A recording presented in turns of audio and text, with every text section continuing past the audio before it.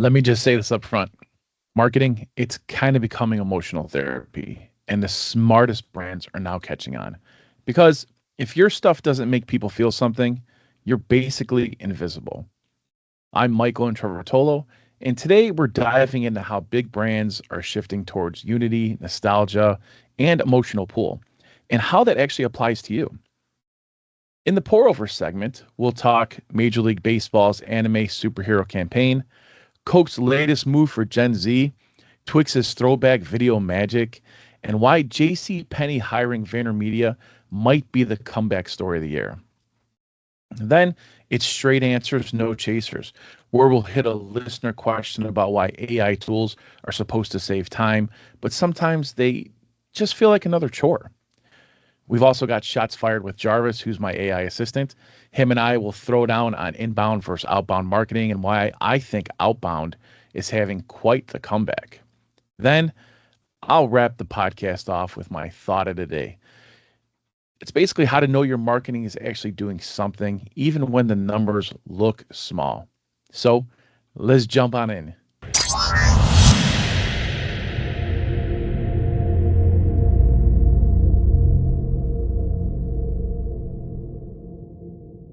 All right, welcome to the pour over segment. This is where I break down the latest in marketing and AI news, pull out what matters, and serve it up in a way that's actually useful for small and mid-sized businesses.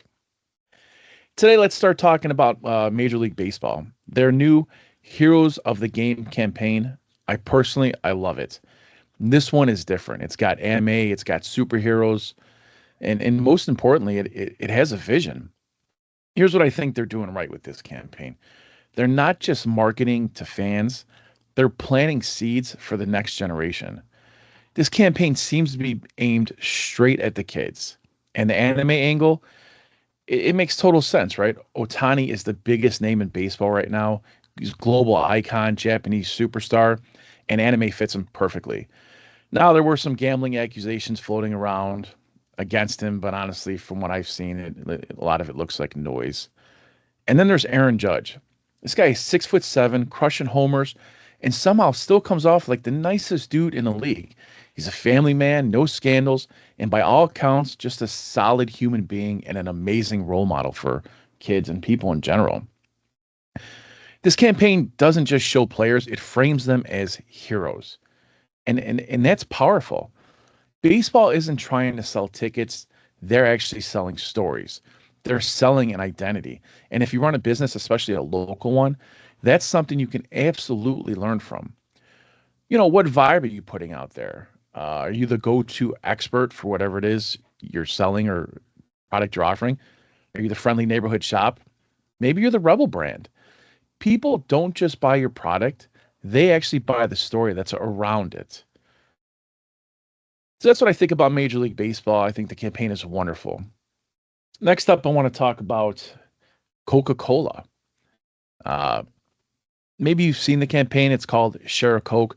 They launched, I think, the original campaign back in 2011, and then relaunched it in 2018. And now they're basically relaunching it again with another twist. You know, so yeah, they're bringing it back. They're adding digital experiences, QR codes, some social engagement, all that good stuff. Is it a bad campaign? No, it's a solid campaign, but I personally, I don't think it's a home run. Coke has been king for a long time.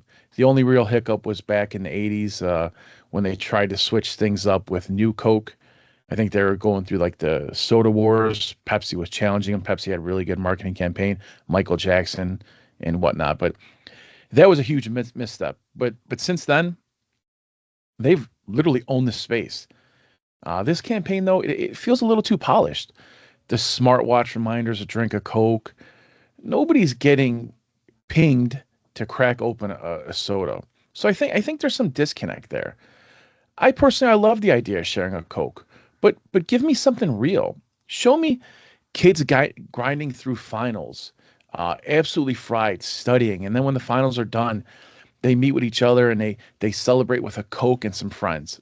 To me, that's real, that's relatable, and that's the type of moment that hits. Now, I could be completely wrong on the Coke campaign, and frankly, Maybe I am. I probably am, right? Because who am I? But just something about it when you see a certain campaign and you can't relate to it. Maybe it's wrong, but maybe I'm on the outside looking in. Maybe I'm that old dog. You know what I mean? uh, all right, let's get on. Let's move on. Next campaign I want to talk about is Twix. They're doing a basically a unity campaign. Two is one better than campaign. And with this campaign, I think they nailed it. I think Twix has been nailing campaigns for a long time with the left side, the right side, the different factories and their videos and whatnot. You know, first off, it's got that retro vibe. If you've seen the video for the campaign, it in the retro vibe, it's totally on trend lately, right? Stranger Things, that other movie Millie Bobby Brown was in, The Electric State. I think that was 90s. I know 90s is retro. I can't believe it. But this video, it's got that vibe. It's got a vintage car chase scene in it. So it's fun. It's different. The cars chase and flip and become united. And next thing you know, they're shifting gears together. It's a really interesting video, really well done, really well made, really well thought out, really well planned. Um, but Twix, they just didn't stop at like the cool ad. They've got, local activations, digital audio, an AR lens on Snapchat, and they're hitting TikTok and Meta, aka Facebook. So they went all in, and it shows.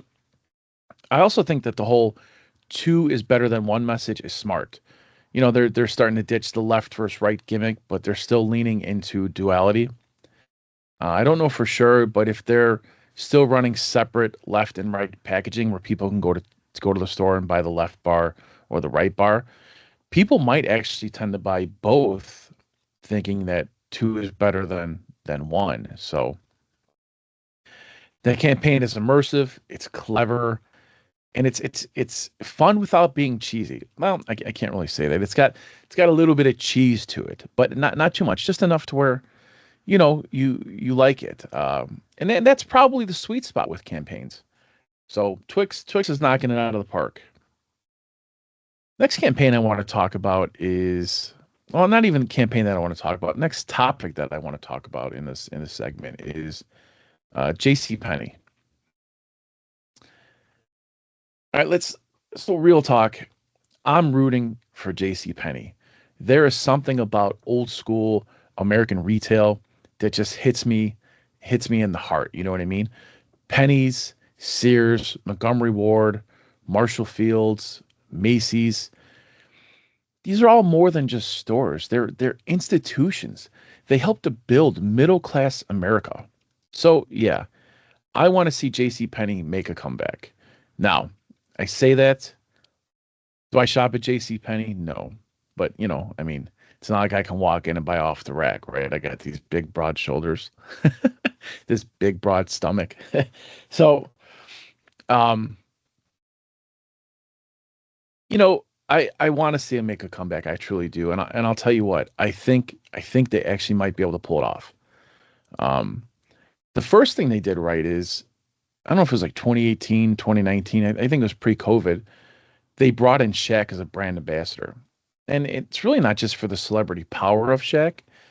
Shaq is actually the largest, or I think he's the second largest individual owner in the stock that owns. I think it's Authentic Brands Group, and that company owns stores like Forever 21, Reebok, J.C. Penney's, and a bunch of others. So Shaq, he's smart, he's invested, he's got real skin in the game, and he knows how to build a brand. So him and his team, whatever they're doing it right. I mean, Papa John's, Reebok, all that type of stuff. So I think that was the first step for J.C. Penney in the right direction to make this comeback. Step two now, I just read they hired VaynerMedia, and that's a huge move to me. If you're in marketing, you know the name VaynerMedia. Gary Vaynerchuk built a machine with VaynerX and VaynerMedia, and they're all about social first, attention first strategy. JCPenney's needs to really ditch the this is for the old people stigma, that they currently have, and they need to connect with younger buyers. And if you want to connect with younger buyers, you have to be where the attention is, and the attention is right here on your phone. That's where the attention is. Everybody's on their phone, especially if you're 25 or younger. You're probably on your phone 300 times a day. You check your phone 300 times a day. Um, so the campaign that I'm sure that VaynerMedia will put out with Gary Vaynerchuk, aka Gary V, it's probably not going to be quick, and it's most likely not going to be cheap. But if they're patient, they got a shot. Marketing is a long game. Strategy, execution, analysis, and then repeat it. But JCPenney, I think they've got the team now to play it right. So I'm rooting for JCPenney. Keep going. You got this. All right. That's it for the pour over, but let's keep on rolling. All right. Let's move into Shots Fired with Jarvis, where we take on a spicy topic in the world of marketing or AI. We really see what's going on. Today's hot seat topic, inbound versus outbound marketing. And here's what I've been noticing lately. We're in a shift. For the last decade, inbound marketing has been the golden child. You post good content, you optimize your site, people find you organically, and boom, leads come in. It's that simple. But more and more, especially with the introduction of AI, I'm seeing businesses, especially small and mid-sized ones, getting back into outbound, direct messages, emails, cold outreach, phone calls. And you know what? It's working. Now, I'm not saying that inbound marketing is dead. Not at all. You still need that long-term content engine, but outbound just gives you a little bit more control. You're not at the mercy of an algorithm. You're putting yourself out there directly into someone's inbox or DMs, and that cuts through the noise. Now, some might argue that it actually makes more noise. It's give and take, right? So, half the time you might see, let's just say inbound is 70% of what you're doing, and outbound is 30%. And then the pendulum kind of swings, right? Where it's 50-50. And then maybe outbound is 70% and inbound is 30%. I think we're in one of those pendulum swings where outbound is going to start increasing more. You know, I don't know, Jarvis, what do you think? Are we really seeing a comeback for outbound? I think you're spot on. Outbound's definitely making a comeback, especially with more targeted, personalized approaches. AI tools are making it easier to scale outbound efforts without losing that personal touch. So it's a powerful complement to inbound, not a replacement. Balancing both strategies gives businesses more flexibility and reach. Exactly. And here's what I think's happening. I think attention spans are shorter now than they've ever been in the history of mankind. Social fields social feeds are completely flooded. Organic reach isn't what it used to be. And that whole thing, if you build it, they will come mentality, mindset, that's just not enough anymore. If you're relying on inbound to grow, especially in the early stages, you're probably feeling stuck right about now. Outbound, when done well, it's proactive, it's targeted, and it's human. It's not about spamming people. It's really about just starting conversations with the right audience right now at the right time. What do you think, Jarvis? Absolutely. Outbound is all about that precision and engagement. It's like reaching out with a handshake instead of waiting for someone to knock on your door. Plus, with AI, you can personalize at scale, making each message feel tailored. It's a great way to cut through the noise and reach potential customers who might not find you otherwise. What do you think, Jarvis? You think people are going to be more receptive to getting maybe more emails in their inbox, or are we as marketers going to have to find a way around the whole email inbox thing? Kind of how with regular mail coming to your actual physical mail coming to your mailbox, people then transitioned into email. You think marketers might transition back into using physical mail and targeting people that way? I think there's definitely room for creative approaches. While email can get crowded, physical mail or even unique digital experiences can stand out. Marketers might blend old school tactics with modern tech to cut through the noise. Personalization and relevance will be key, no matter the medium. Mixing it up keeps audiences engaged and curious. Yeah, I couldn't agree more. Do you think though that maybe email inboxes might fall victim to, I don't know, WhatsApp chats, Facebook chats? I think Microsoft Teams might even have some sort of chat feature now. Well, I mean, they always have a chat feature, but I think a chat feature that might link to, I don't know if it's your WhatsApp or your website or even website chats. Do you think emails are going to fall victim to just good old fashioned digital chats on different platforms? Email definitely faces competition from those instant messaging platforms. Chats on WhatsApp, Facebook, Teams, and website chats offer immediacy and convenience, but email still has its place for detailed, formal, or longer form communication. The key is integrating these channels, letting users choose their preferred method. So, while chats may rise, email won't disappear, it'll just evolve. Gotcha. What are your preferred methods for outbound marketing? I like a multi-channel approach, combining personalized email campaigns with social media outreach and maybe even some well-targeted ads works well. It's all about reaching people where they are with messages that resonate. And don't forget the power of a good follow-up. Consistency and personalization are key. Yeah. And I agree with that, but I also think that there is going to be a bigger need for getting in front of your prospects physically. So whether that's at a trade show, maybe you're giving a speech at your local chamber of commerce, whatever it may be. I think the pendulum is going to swing back to more physical than digital. I think, you know, with the advent of AI and the ability to use AI, everybody's going to be doing it. So, it's going to overwhelm people, but the marketers who figure out how to do it better than their competition will still benefit greatly from doing so-called digital marketing. But I think there's going to be a real spot and opportunity for people to gain new customers by getting in front of their prospects physically.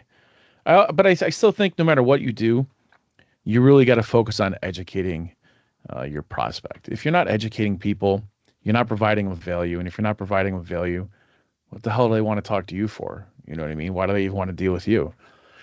It's the same thing when people go to like your website. If you're a startup company and somebody goes to your website and they see that you don't have recent blog posts where you're providing thought content, educational content, they're not going to believe you're a legit company. I mean, most people are going to check out the website, check out some blog posts, maybe even go to some of your social media sites. If you don't have updated content that is relatively good, you're in big trouble.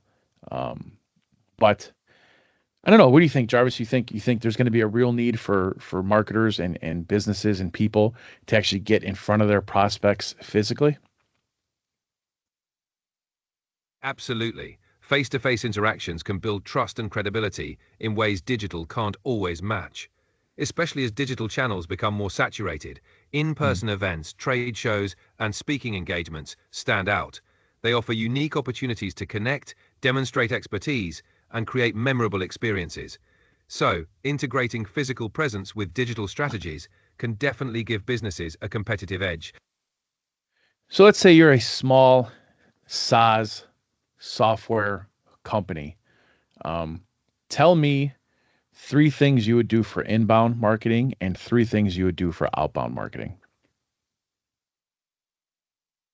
For inbound marketing, I'd start with content marketing, blogs, case studies, and white papers to showcase expertise. Next, SEO optimization to ensure your content ranks well. And finally, lead magnets like free trials or ebooks to capture leads. For outbound, I'd go with personalized email campaigns, targeted LinkedIn outreach to decision makers, and attending industry events to network and generate leads. I'll tell you what, my friend, I really cannot disagree with that at all. I think the only thing that I could make an argument for is targeted LinkedIn outreach. It's been my experience that, LinkedIn gets a lot more hype as being a great platform for marketers and business people to to connect and work with each other. I I I I tend to disagree. From the marketing standpoint, the ROI for LinkedIn ads and outreach and whatever, in my opinion, for primarily working with SaaS companies, it's just not there. Now, maybe I'm wrong. Maybe I'm doing something wrong, but I just haven't seen it there. I've seen a lot more engagement, a lot more clicks actually from Facebook ads. But that's just me. Now, from a business networking uh, point of view, yes, you can connect with a lot of people, but the people on LinkedIn, we're busy all day long. I mean, how much time do people have to actually sit there and build upon these connections with, by engaging on people's posts and things like that? It's pretty difficult. But like I said, Jarvis, you were spot on for inbound. The only thing I could question with your outbound strategy would be the LinkedIn marketing. But even that, I mean, if done right and your client base is on LinkedIn, it's a solid strategy, my friend. Way to go. Thanks, Michael. You're right. LinkedIn's effectiveness can vary by industry and approach. It's all about knowing your audience and where they spend their time. Facebook ads definitely have their perks, especially for broader engagement. Combining multiple channels and continuously refining your strategy based on what works best is the way to go. Yep, I couldn't agree more. So, whether people are listening to this or, building their email list, DMing prospects, or just picking up the phone, I think right now outbound really deserves a seat at the table again. Mix that in with your inbound game, and you'll start seeing real momentum. Absolutely. A balanced approach leveraging both inbound and outbound can create serious momentum. It's all about reaching your audience in multiple ways and staying adaptable. Consistency and persistence are key. Great chat, Michael. What's next on the agenda? Well, my friend, we'll be signing them off from talking with you. But next up, we're going to be doing straight answers, no chasers. But before we close it, give us maybe some words of inspiration for marketers or a quote to inspire people who are doing inbound and outbound marketing. All right, here's a quote to inspire. Marketing is no longer about the stuff that you make, but about the stories you tell. Seth Godin. Keep telling those stories and you'll connect with your audience in powerful ways. Best of luck, Michael. Thanks, Jarvis. We'll talk later in the day, my friend. On to the next segment. All right, it is time for straight answers and no chasers. We've got a listener submitted question from Jerry today, and it says, AI tools are supposed to save me time, but I feel more overwhelmed than ever. Am I doing something wrong? Well, first off, Jerry, you are not alone. The AI overwhelm is real, and it usually comes from one of three things. Number one, you're using too many tools. People chase shiny new apps and they end up with 10 tools to just do like two things. Simplify it. Pick one tool and use it for one purpose. Number two, you don't have a clear workflow. AI is an amplifier, but if your process is messy, AI will just scale the chaos. Map out what you actually need, things like content ideas, post writing, email subject lines, and just have one clear goal at a time. Number three, you are probably expecting AI to do too much.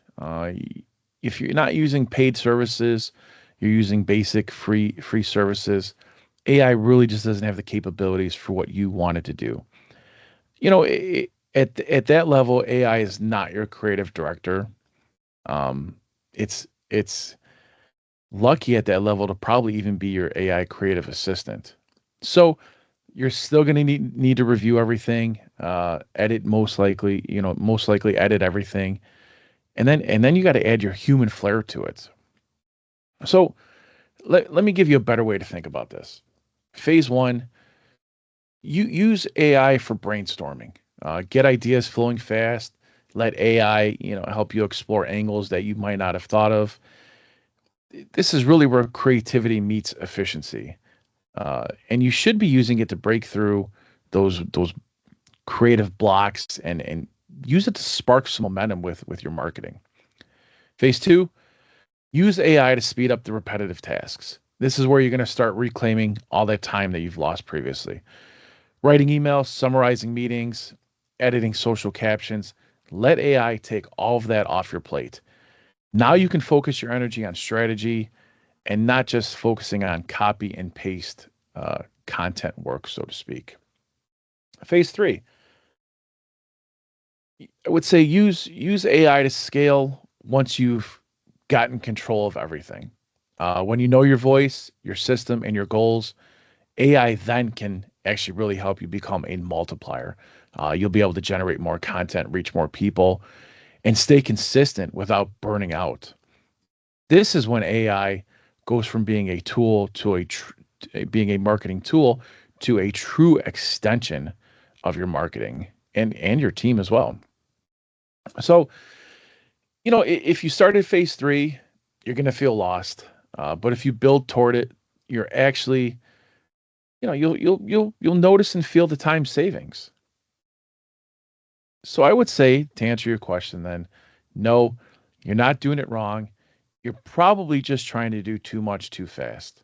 Simplify it, basically slow down to speed up, and that's how you'll end up winning with the AI tool or tools that you've chosen to use. All right, let's move on into thought of the day. What is my thought of the day? Well, this is the beginning of the show, part of the show where we begin to wrap things up. I guess my thought of the day would be for smaller businesses, and it's involving a question that I see a lot, and that question is, how do you actually know, or how do I actually know that my marketing is working? I get this question a lot from small businesses, and the simple answer is, if you're getting any sort of momentum, you're winning. When you're a smaller business, you really don't have the capabilities to track KPIs like a medium or a larger size business does, because you don't have the resources to get those tools and to buy software like Power BI, where it puts all your data into cool visualizations so you can see trend lines and things like that. Um, so yeah, if you're getting momentum, you're winning. Whether it's a little bit of momentum or a lot of momentum, you're doing okay. Because it's even if it's a little bit of momentum, you can build upon it. But that's a win. A win is a win. You just need to figure out how to get more of those same types of wins then. The hardest part's getting the first win. So what does momentum look like, I guess? Momentum looks like more people recognizing your brand, more comments, more shares, more conversations, more leads, even if they're not buyers yet. And I know small businesses say, no, that stuff doesn't mean anything to me. All that means to me is sales, leads. Um, that's true. But the reality is leads and sales don't usually come by themselves. They're usually following the comments, the engagement, the shares, people going to your website, those type of things. So I know that small business owners want to make it all about money, but it's not all about money. It's truly really all about movement in the beginning. You might only have 100 views on that video, but if two of them reach out and shared it, that's marketing and that's working. That's a win in my book. You don't need massive growth right now. Well, you might. I mean, every small business owner is probably pinching pennies and feeling the struggles financially. But from a marketing perspective, you don't need massive growth right now. What you really need is directional confidence. But let me just leave you and end this podcast with this quote. Success is not final. Failure is not fatal. It is the courage to continue that counts. And that quote comes from none other than Sir Winston Churchill himself, who was many years wise beyond his age. Marketing takes courage, it takes consistency, and it takes patience. So if you're out there building brick by brick, just keep going. You'll see the wins, it'll stack up, it'll compound. Just keep going. That's my advice for you. All right, everybody. That's it for today. If you got any value from this episode, please share it, like it, tell somebody about it who could really use it. Subscribe, leave a review, and hopefully we'll see you in the next episode.